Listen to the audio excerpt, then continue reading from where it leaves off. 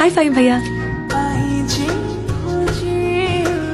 ফাইম ভাইয়া, রিক্সা খুঁজে পাচ্ছি না, একটা প্রোগ্রাম আছে তো, লেট হয়ে যাচ্ছে। আচ্ছা দেখি সামনে যদি রিক্সা থেকে পাঠিয়ে দিব।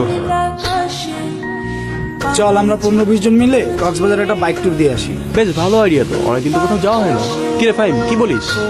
হ্যাঁ কি কি কই যাবি? আমরা ট্যুর নিয়ে প্ল্যান করছি, চল কক্সবাজার যাই, ভালো লাগবে। ওকে তুই কি জিজ্ঞাসা করছিস? ও এক লেডি বেকারের প্রেমে পড়ে ফেসবুকে ছবি দিয়ে তোলপাড় করে ফেলছে। আরে আবার বলে কি পেয়েছিস? কি সব যাতা যে কথাবার্তা বলো, একটা মেয়ের ছবি আমি পিছন থেকে তুলছি, সামনের চেহারাটা দেখার চান্সও আহারে। কোথায় খুঁজে পাবো? দেখ ওর এখন আবার সামনের ছবিও লাগবে। আচ্ছা বাদ দে, আচ্ছা যাই হোক বাদ দে, চোট করি না ফুচকা।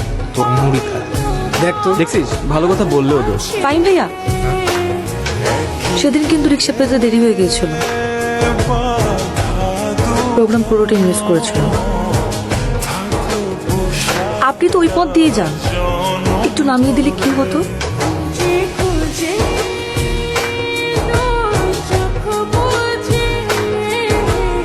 এই বাইকে তুমি উঠতে পারবে না, স্পিডে চালাই তো ভয় পাবা।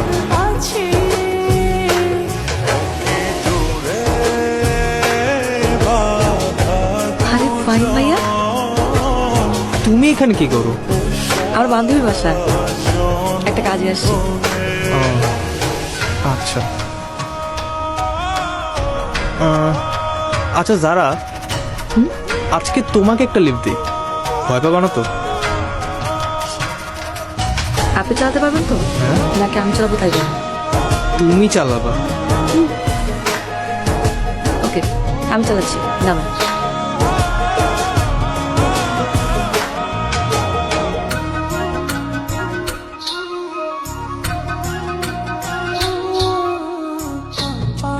অবাক হচ্ছেন কেন? ফেসবুকে তো আমার ছবি দিয়েছে।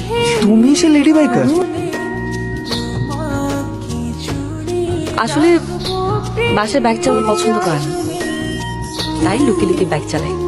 আর এটা হচ্ছে আমার বান্ধবীর বাসা, ওর বাসার গ্যারেজে বাইক রাখি। এখন কথা না বললে দেরি না করে উঠে বসুন, আপনাকে নামিয়ে দিই। হ্যাঁ বাট মাঝে মাঝে আরো লিফট দিও। আপনি লিফট দেন, এখন থেকে দিব।